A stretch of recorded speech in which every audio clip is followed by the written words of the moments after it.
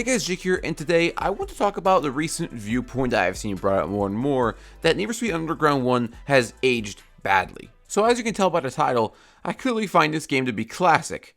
And I don't mean a classic, I mean classic. While I do of course find the game to be a classic, what I mean by classic is in a bit of a different sense with Underground 1. Because for a while now, when I think of a game and I think of the word classic, I think of Underground 1 first. It's one of the first things that comes to mind. But I think this is where a big difference in opinion comes in for me. While Underground 1 I think has aged badly for a lot of people, it's actually only done the opposite for me. It's a very classic style game. It doesn't feel like a modern game. It doesn't necessarily age as well as maybe some of the others in some aspects, but it doesn't need to. In fact, it aging, so to speak, is part of the reasons why I like Underground 1 so much. Always have, and probably always will. The things people complain about, like stupidly long endurance events that are incredibly difficult, having to retry drag races over and over and over again, getting destroyed by one little traffic car in your way, more linear progression in the career mode, are all things I like about Underground 1 instead of hate. And I think a good disclaimer to make here is that I have this opinion with a lot of games that are considered simple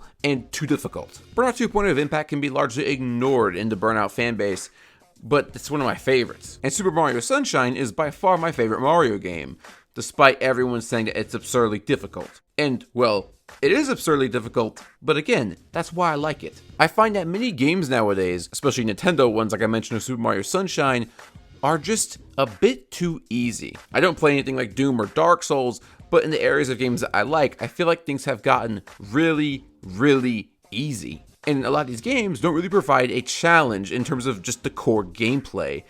And when you have that challenge, it's something that makes me more likely to come back to the game. And despite Underground 1 lacking in content compared to Underground 2, having technically less features, less replayability, the core gameplay keeps me coming back, just doing random races every so often, just because I feel like the actual racing in Underground 1 is so good. Do I feel like it's the best handling model in Need for Speed?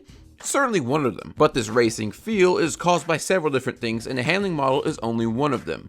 The other major part that causes this feel in the racing is the fact that this is a track-based game. And Need for Speed has had track-based games before and after Underground, but what Underground 1 did that no other Need for Speed did is have car customization be a main focus of the game while keeping tight, close track racing. I feel like Underground 1's formula could be something that could come back in the future and really be utilized again, but they just haven't because there's too many people that like the open world feel of a Need for Speed game. And of course, so do I. But there's part of me that misses this close track plus car customization combination formula. We only got one game that was in this style, being Underground 1. Everything afterward was either close track with little or no car customization, or was open world with car customization. And I feel like Need for Speed could really use that for a good refresh of the series. We haven't had a track-based Need for Speed game since The Run. And if they were to integrate cops into a closed track Need for Speed game with car customization, you could have the formula for my favorite Need for Speed game of all time. Because my two favorite Need for Speed games are both Hot Pursuit 2010 and Underground 1. Hot Pursuit for all the variants and gameplay that the weapons added, the cinematic presentation, and the extremely fun online multiplayer. And Underground for its simplistic but super tight gameplay, soundtrack, and introduction of car customization. These two are my favorite Need for Speed games, and while there's plenty of others that I really like, these two frequently take up my top spots.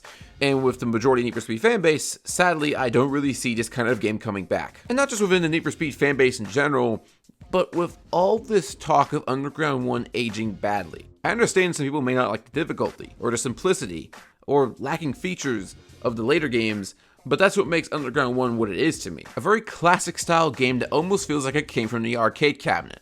I wonder why. I feel a similar way about Burnout 2. Both of them feel like they could have come straight from the arcade cabinet. They retain that simplicity, and I guess that's why we don't really see these kinds of games anymore. Because that simplistic, super replayable, super tight kind of gameplay isn't really the most popular thing anymore. Massive open worlds are possible, massive amounts of cars are possible, so if the bigger thing is possible, why take the smaller thing, I guess is the mentality of a lot of game developers, publishers, and a lot of people playing games as well. But I don't think it always needs to be that way, and that's why I feel like Need for Speed Underground 1 is really, really overlooked as a game.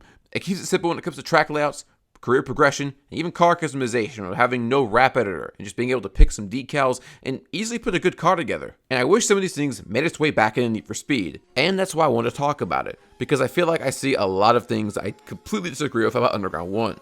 And of course, that's why I made this video. And that means I'm curious for the comments down below. I'm eager to see the kind of discussion this video could create. Anyways, thanks for watching, and I'll see you guys later.